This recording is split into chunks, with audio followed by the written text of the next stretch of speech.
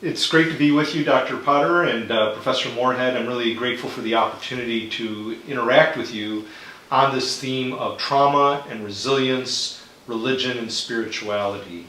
And for those who are going to be listening, watching this video presentation, Dr. Potter is one of our advisors for the American Association for the Advancement of Science grant that we have at Multnomah Seminary.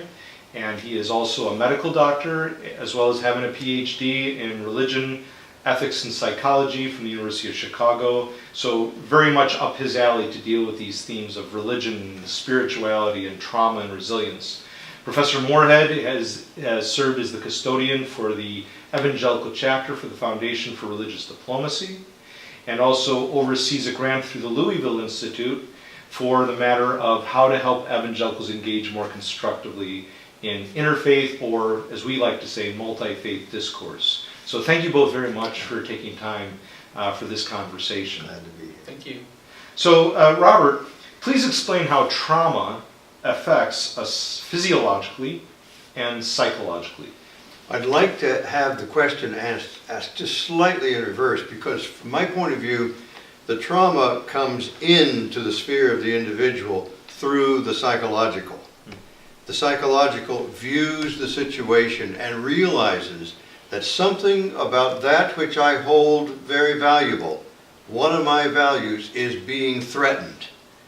And so that is a threat response, a psychological response, which through the neurological patterns within the brain is signaled to the autonomic nervous system, principally the hypothalamus, a portion of the brain so deep in the center, which then signals the pituitary gland to excrete a chemical. That chemical is called acetylcholine-tropic hormone. And what it does is it circulates in the bloodstream, is picked up by the adrenal gland, the cortex, the inside of the adrenal gland, and causes it to excrete cortisone. Now that's a natural, normal process. And for those of us who have a little stress and the cortisone comes out, it's very helpful because it gives us energy, raises our blood pressure just a little bit, we're more alert, we're ready to go, Like cortisone's up in both you and me right now because we're in front of the camera, Something's threatened here, and that's called a camera, and questions. But when that's just the normal amounts of cortisone to respond to stress in the environment, everything's okay, because we can maintain what we call in the business homeostasis. That is, we can keep things pretty much on an even level within our body. But when that stress is heavy and the cortisone excretion is excessive and over long periods of time, that begins to wear the body down. Wears it down not only in its functional capacities, so that fatigue is a very common experience, and also in some of its structures, so that muscles hurt and joints hurt, joints begin to ache, and other components of our body, thyroid gland, for example, heart, lungs, liver, everything else that's being affected by this high-dose cortisone begins to not function as well as it should. The homeostasis is disturbed, and we fall into a state of imbalance.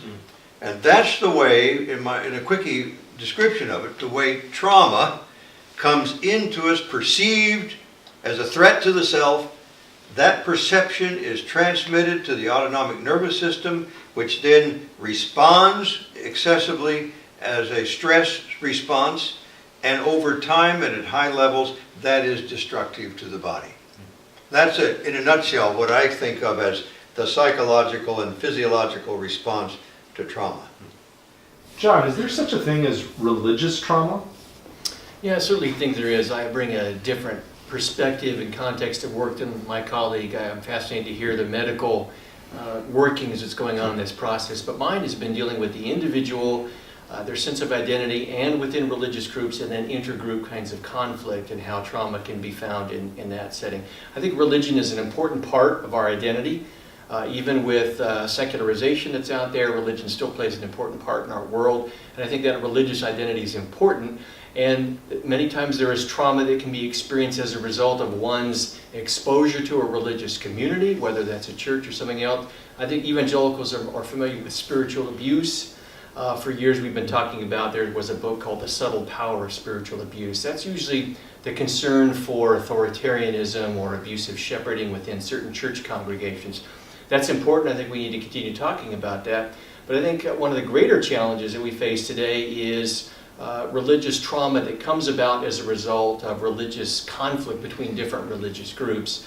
I think evangelicals, our tribe, are experiencing that in our time. I try to describe the context in which we live in America as post-Christendom and post-9/11, and those have traumatic ramifications. Post-Christendom refers to the fact that this isn't a post-Christian nation, although there's been a decline in the numbers of Christians in churches, particularly in the mainline. Still, Christianity is the dominant religion in terms of overall numbers in the country. But we are post-Christendom. That is, the church is no longer the defining center of American culture. We're now on the margins in terms of credibility. We're perceived as one story or narrative for explaining the world and our purpose in it amongst a number of other narratives. And the church is lacking credibility in many quarters of American society. I think evangelicals are wrestling with what does it mean to be a Christian having lost that important place as a defining center of the culture in which we live. That may have changed somewhat with the election of Trump and so many white evangelicals voting for that. There may be a sense of having recaptured some of that essence of Christendom, but I still think they're dealing with that traumatic scenario. Then there's post 9/11. Evangelicalism has a long history of conflict with the Muslim world, and that was exacerbated with 9/11. And Christianity as a whole, right? And Christianity as a whole, not just American evangelicalism. But I think with the ongoing so-called war on terror, this has traumatized the American understanding of its relationship with Islam, and I think it also has ramifications traumatically for how it perceives its relationship with other religious communities as well. Robert, in light of what John has said, is there a particular dimension of trauma in religion that distinguishes it from other contexts psychologically? You know, the answer to that seems to me to be embedded in a larger question, and that is there something distinctive about religion generally, or spirituality?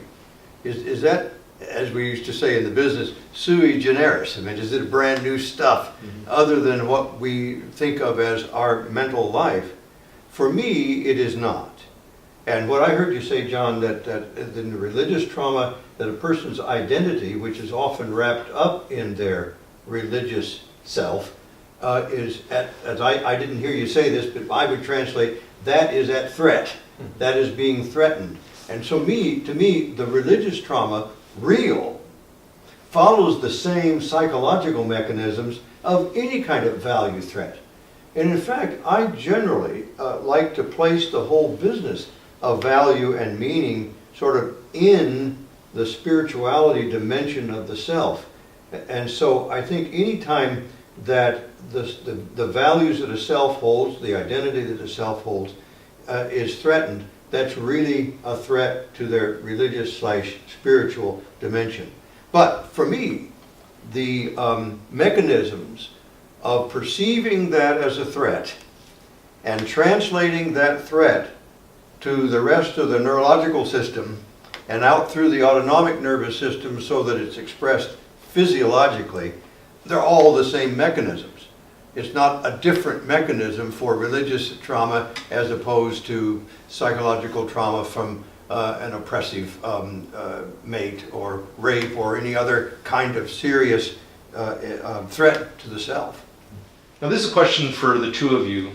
Some might fear that talk about science in the context of religion may suggest that religion can be reduced to materialistic phenomena and explanations. How would you respond? John, let's start with you. Yeah, I recently took an online course through a university that looked at this issue through the perspective of the cognitive science of religion. That is, looking at the cognitive structures of the mind through a process of evolution. Well, how can we explain the parameters of religion and the limitations of the development of religious beliefs and practices? And in the course, we were told that students were to follow methodological naturalism. That is, we're going to bracket off any religious commitments we might have. We're not going to invoke supernatural or gods or goddesses to explain the structures of religion. We want to understand it scientifically as far as science can understand and study religion. However, at times I think through the commitments of some of the professors who stated their personal philosophies, as well as through some of the conclusions that they were drawing from the data, we crossed the line over into philosophical naturalism, which is saying not only can we understand science and how it develops by way of the science, or understand religion by way of science, but we can almost explain it away. So in my opinion, that is a form of reductionism. I think as evangelicals we need to draw upon the best tools of science to understand religion, to understand human beings, to understand trauma, interreligious conflict, but we can go too far in that process and explain away religion by way of simply naturalistic or materialistic processes. I feel very much in touch with what you've been saying, John, and I too, for the last 20 years, have been looking closely at this field, this discipline that's developing on cognitive science of religion. My own studies, which had been concluded in the middle 1980s, had not taken up the subject of cognitive science of religion. And so to extend my own knowledge in that area, I've had to do my best reading in that area. My complaint about those who would want to say that science reduces things to materialism is that that's a very narrow, I'll call it a thin view of science. I mean, that's to assume that science all has to do with quantum physics, which I'll admit has a lot to do with it, and which I don't understand. But you know, I was trained in the social sciences, and those are genuine sciences too. And when social science is brought into the picture, here we've got a genuine, valid science that is able to work with empirical information and form notions of how it is that religious thought is developed in individuals and in societies. And it's there's no materialistic reductionism, because you're not dealing with material. Here you're dealing with human relationships. And so science, more broadly understood, is no threat of materialistic reductionism. So I'm very much in touch with your way of thinking. And I would want to caution anybody who says science is an enemy to religion to understand that science is not just the science of the natural world. It's the science of the human world, of the social world. And all these sciences together give us a very strong understanding of how it is that religion works within human beings. And it's not a threat at all to understand how it is that the mind is comprehending the awe and wonder that is at the source of our religious thinking. And it's, to me, I have been both a scientist and a Christian believer, and have been a better Christian believer because of the depth of my science. John, you do a lot of work in interfaith or multi-faith engagement. How have you seen trauma manifest itself in exchanges between various religious groups? First, let me define a couple of those terms. Interfaith is a practice of bringing members of religious groups together for conversation, common activity, and it's usually done from a more progressive kind of orientation where the emphasis is upon, let's focus on commonality. Maybe even they believe that when you boil down all religious views, that basically everybody in essence teaches the whole thing. There really aren't differences, the differences are only perceived. I don't happen to accept that view. I think differences are real, and sometimes their differences can be more important than our commonalities. We need to recognize both, and we need to work through those differences, and that's where a multi-faith perspective comes into, and that's what I practice. That's what I think evangelicals can and should participate in as good evangelicals and wanting to be Christ-like followers. That is, we can recognize that there are real differences between religious traditions, and rather than leaving those on the table or leaving them aside, it's an important part of who we are and what we have to work through as religious communities as well as individuals. Now, having said that, define those things, in my experience, I work with a number of different religious communities, and we share a couple of examples in how trauma has played a part. First, I've dealt with the members of the contemporary pagan community. Paganism is a nature-centered form of spirituality. And in that context, the Christian church has a long history of inappropriate treatment of members of different pagan communities. In fact, we have persecuted them in the past to the point of even committing violence against members of the pagan community. That period of time is known as the burning times because of burning witches at the stake. I was privileged to be able to edit a book called Beyond the Burning Times, which brought together an American pagan writer and an Australian Christian for respectful dialogue. And one of the things we had to acknowledge right up front, we tried to do that in part through the title, is that there has been trauma that has been experienced as a result of the conflict between our two religious communities. And the interesting thing is, even if many contemporary pagans haven't firsthand experienced trauma as a result of an interaction with the church or with Christians, it is nevertheless in their cultural DNA. So it's something that has to be acknowledged right up front, and it's there, and it can hinder our relationships and our conversations if we don't deal with it.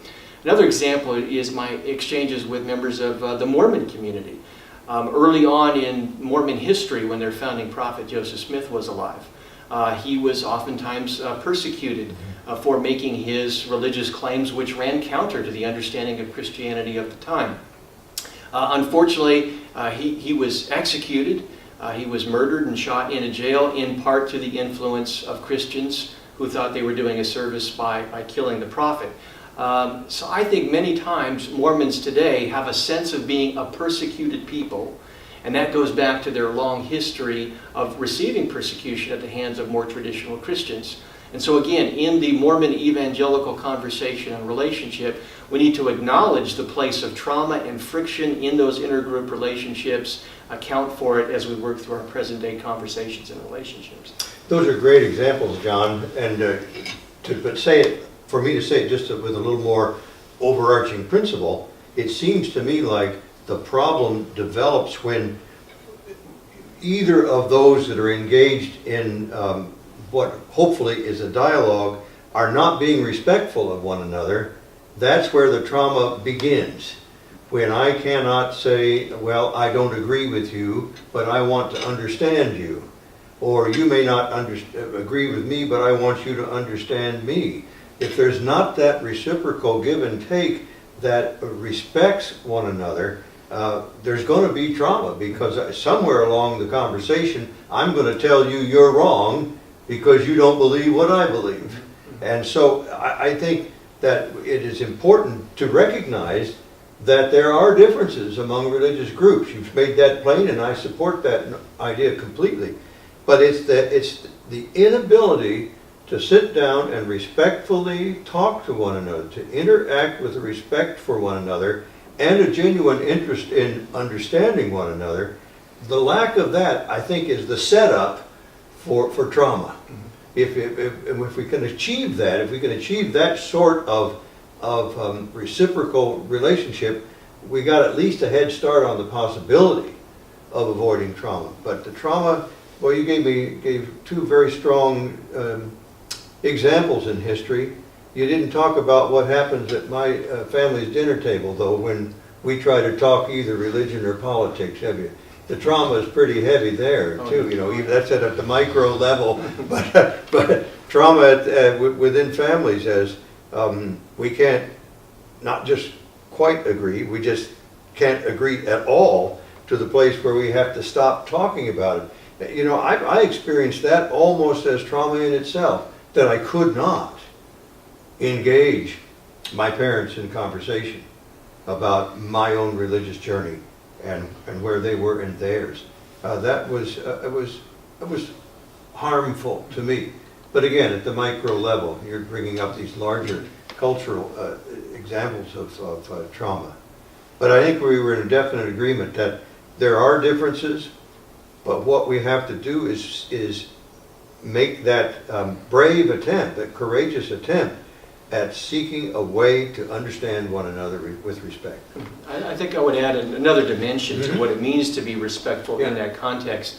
It means it starts with yourself and within your religious community, and the ability to be self-critical and bring that sense of self-critical awareness to the conversation and the relationship. I accept that. Let me give you another example. The Mormon Church practices baptism for the dead. They will have people go in their temples and they're baptized in the name of the dead, so that they have an opportunity to hear the Mormon message in the afterlife. Well, the Mormon Church has gotten in trouble in various times in the past because of, in very well-meaning, they have been baptized for the name of deceased Jews. Yeah. And that has been offensive Yeah. to Jews when they have heard that, and the Mormon Church has thankfully issued public apologies for that practice. That's an example of, again, being well-meaning in your intention and yet offending another religious group, yet being self-critical enough to say, that was inappropriate, I bring that here, I acknowledge that, in the hopes that we can better our relationship and work through that process. Just so our listeners understand, when you say the word offend or offensive, my translation in my mind is that is a word that means you are traumatizing me, right? Offending me, you are traumatizing me. But I also am very respectful of what you said, that it starts with being secure in yourself, not only secure in yourself that I know the truth, I'm not talking about that, secure in myself that I am able to criticize myself and to open myself up to you so that you can see both that which I am secure in and that which I am not secure in. So that when you understand me in my certainties and understand me in my doubts as well. Yeah, that's an important point. And even to get to that point of expressing one's insecurities and uncertainties requires a great deal of security. And I think that, and you've mentioned that, knowing who one is and being secure in that, I feel that even for evangelicals, there are a lot of insecurities historically bound up with mainline Protestants. And I go back to the Scopes trial with what happened at that time frame in Dayton, Tennessee, and the Darrow Bryan debate and all that occurred in the culture wars. And George Marsden talks about we cannot underestimate the impact of that trial and all that surrounded it on the psyche of the fundamentalist evangelical movement. It really has made an impact. And even in my work with the Buddhist community that I work with, and we're interviewing them as part of this particular forum, the Buddhist priest with whom I worked for years, Abbot Kyogen Carlson, we talked about the Scopes trial and its significance in terms of the culture war. H.L. Mencken talked about when Brian died, we killed the blankety blank. And so the liberal media of the East Coast and all that.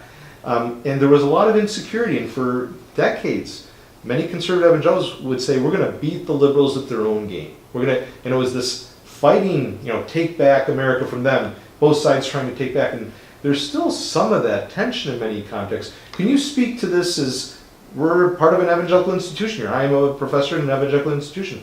Where have evangelicals not always done the best? And hopefully there are times when we've apologized in this regard too. When I think of the examples you gave, one in particular where, mistake was made and there was an apology issued because there was this offense, this trauma.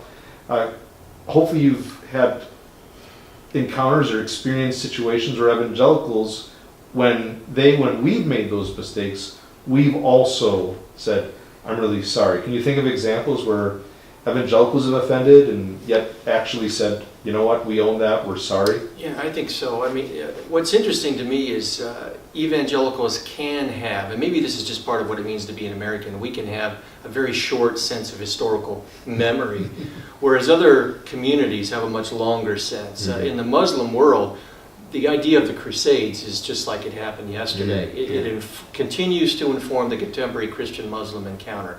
And so I've been privileged to see many evangelical writers and from other Christian traditions who have apologized for the acts of the crusade in the Christian community. What's interesting is there has been some pushback. I've also seen conservative evangelicals say that's ridiculous. I didn't engage in those acts, and therefore it's inappropriate and I have no place in apologizing for it. In my thinking, living in a world that in many times is divided along religious lines, where religion is a part of the trauma in intergroup conflict, there is a place, even if I didn't do it or my direct descendants didn't do it, I'm a part of a religious community that's a part of a broader historical stream. And there is a place as Christian peacemakers to offer those kinds of apologies, and I think that goes with a strong a sense of having confidence in oneself and one's convictions to be able to do that and be vulnerable in that way. I had an experience of that just last week here in downtown Portland. The Jewish community had the annual event where they gather and read names of the Holocaust victims.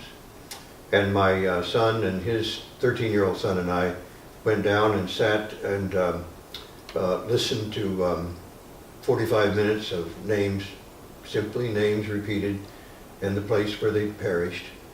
And I didn't have to stand up and apologize to anyone. It was come and go as you wished. But I was moved to an interior apology for the, even though I was 6 years old at the time it all occurred, there's still a feeling like I'm part of that cultural offense that killed so many. Robert and John, how does resilience come into play physiologically, psychologically, and spiritually when dealing with religious trauma, including abuse?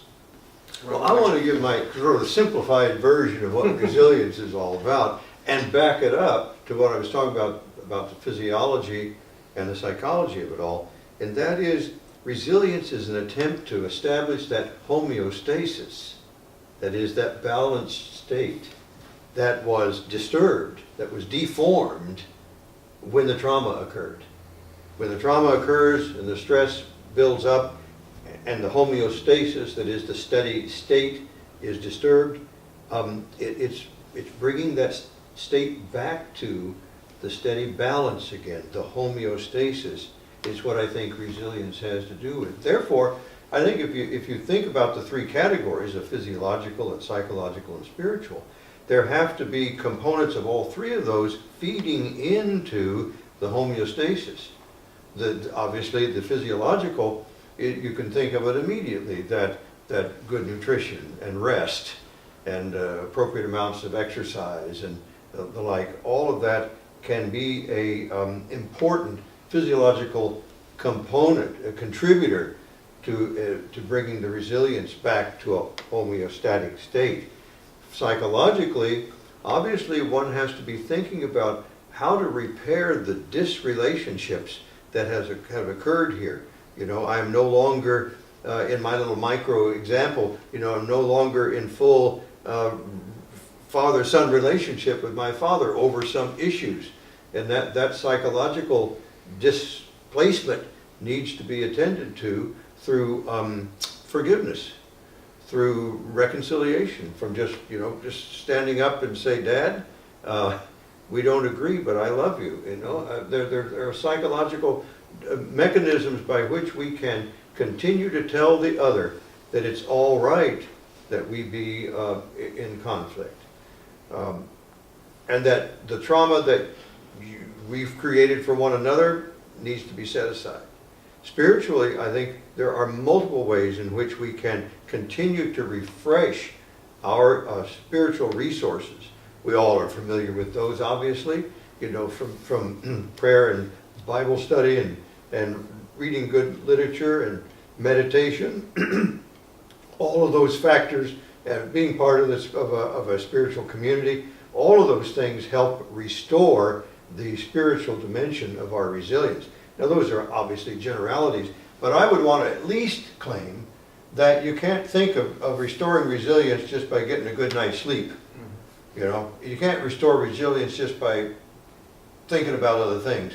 You can't restore your resilience just by reading a little more out of the Gospel of Luke each night. You know, that's an intense work to bring all three of those dimensions together to restore the balance that's been deformed. Yeah. From my perspective, I would hope that we would want to recognize that if we don't work through these issues of trauma, in partnership with those that we have wronged, or maybe they feel that they've wronged us, or what have you, then we're not in a position of wholeness. And we may go through the motions, but it continues to provide some form of soul sickness. However one wants to... Zero in on that, because that's more distinct and specific and practical than what I was talking about. Say more to me about how it is that you directly address that which has been the offense, that which has threatened my values, Yeah. or what I've threatened in you. You know, how do you see zeroing in on that offense?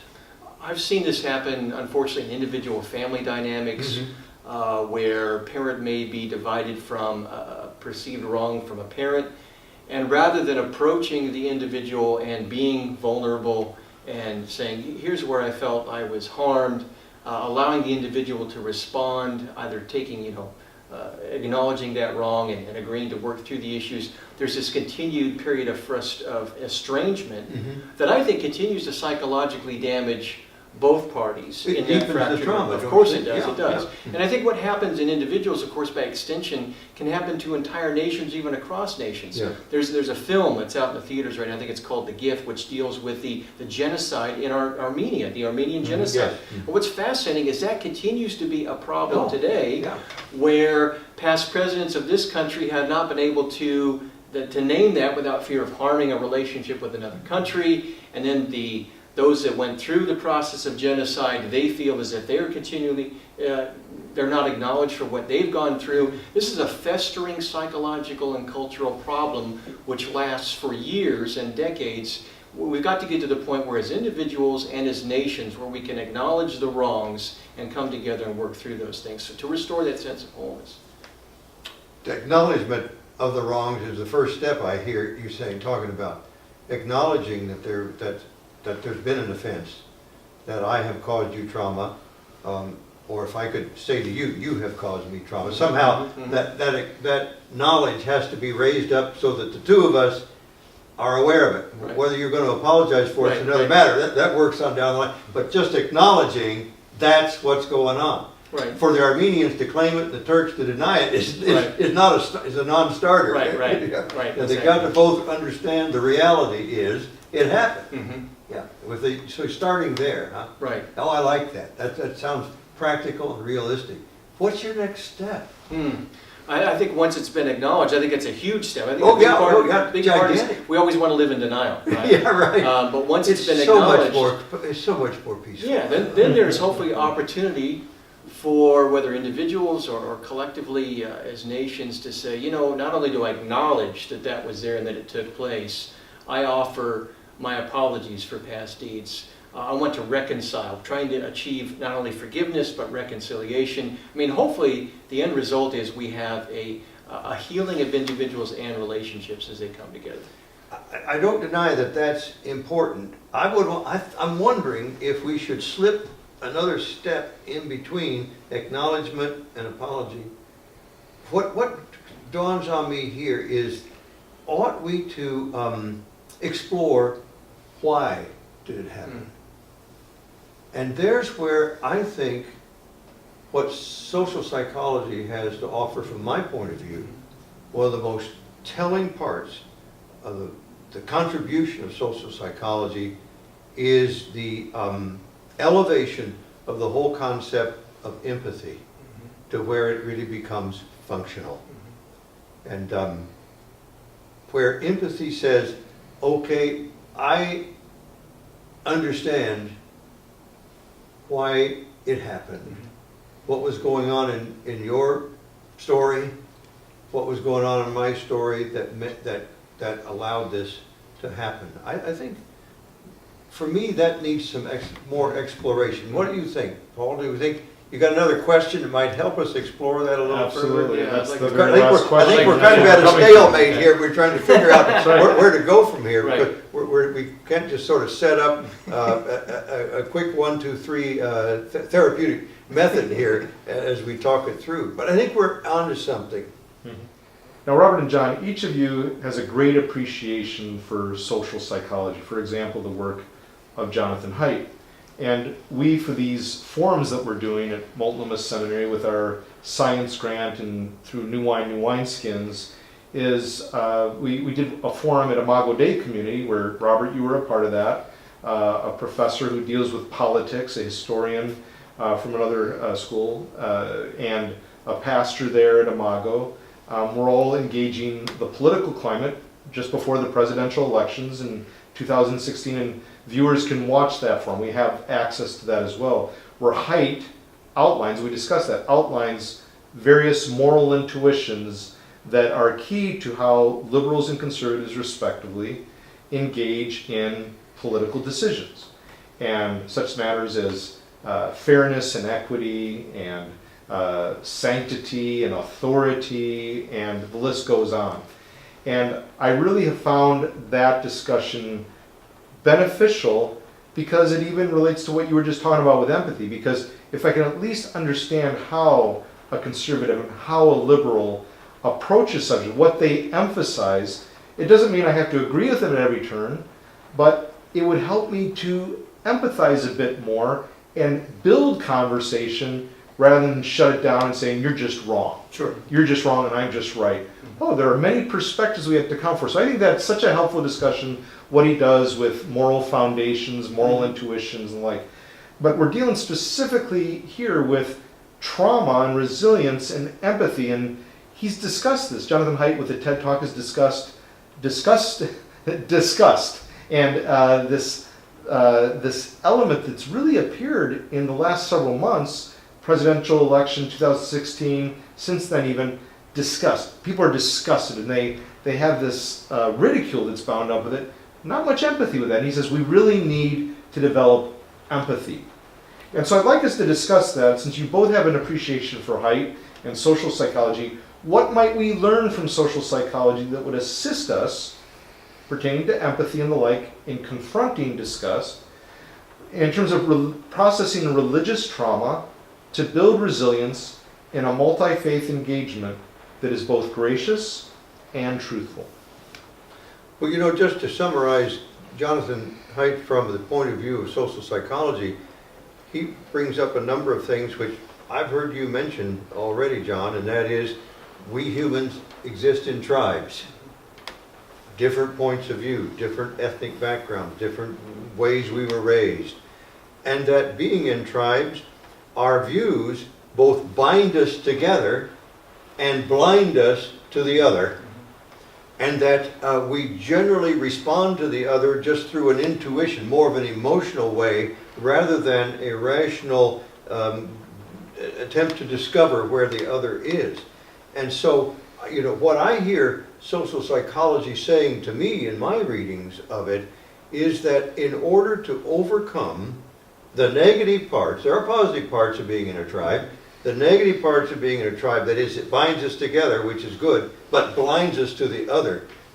For me, the only way to get at that is to overcome our failure of empathy, to re-empower our empathetic capacities so that we can begin to see from the other's life world, to borrow that old phenomenological term, from the point of view of the other's life world. If that to me is the way to overcome my feeling of disgust for the other, if I can begin to see the world from their point of view. That's not an easy thing to generate. You know, I teach medical students. That's been my work all through my professional life, and teaching medical students, particularly in the area of ethics, and helping them see their own capacity for empathy, and to see what we can do to engender that, to grow that. Tough. Tough. And these are bright, capable, motivated young people that you would think could catch on to this pretty quick. So I'm not in the least bit thinking that how to restore empathic capacity is easy, but where do you see it as a possibility within the workings of that you have with the evangelical community?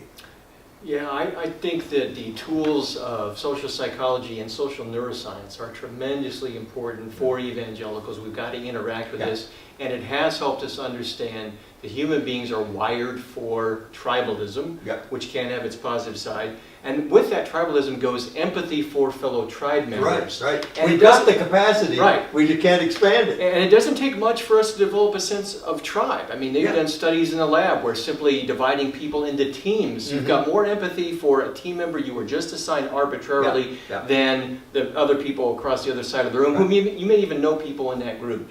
So we don't have much empathy outside of the tribe. So the challenge is, I think we face an empathy gap or deficit in our culture, and we've got to overcome that. Now, there's the philosopher Paul Bloom, who's recently authored a book, and he says that we don't need that empathy is the problem. I couldn't disagree more with that line of reasoning.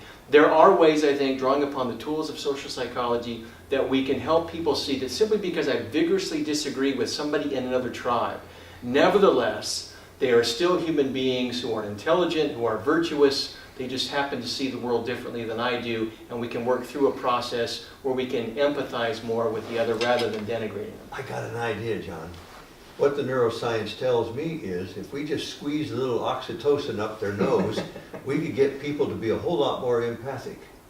That it's been demonstrated. I mean, oxytocin is a chemical produced by the hypothalamus that is the main chemical that helps a mother attached to a newborn.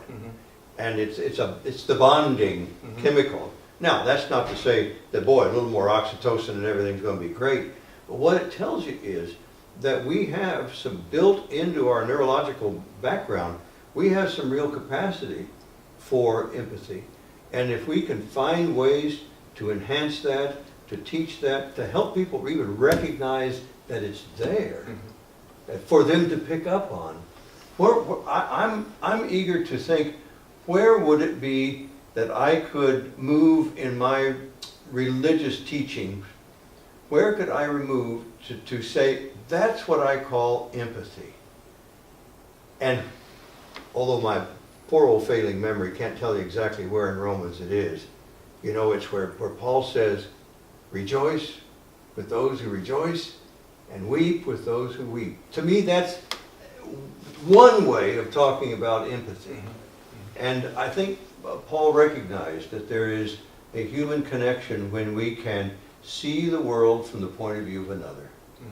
And so I'm sure you have lots of ideas about how you, in your religious context, try to help empathy come alive when you've got people trying to bridge that distance from faith to faith. Yeah, let me just say, to complement the possibility of using chemically induced empathy, studies have also shown that if you know somebody from another social group, if you work with them cooperatively, there's a tendency to have greater empathy for that individual. Somehow we've got to figure out ways where we can bring people from different tribes into social proximity, where they come to know each other, not just in the abstract, but as real human beings, and then work together in cooperative projects. And through that process of working together, the human brain is also wired to come to accept the other individual as not just the outsider, and to increase that empathy. So I think there are real tools that are disposable, drawing upon social psychology and other disciplines, where we can help people be more empathetic. Yes, I think so. Robert and John, thank you very much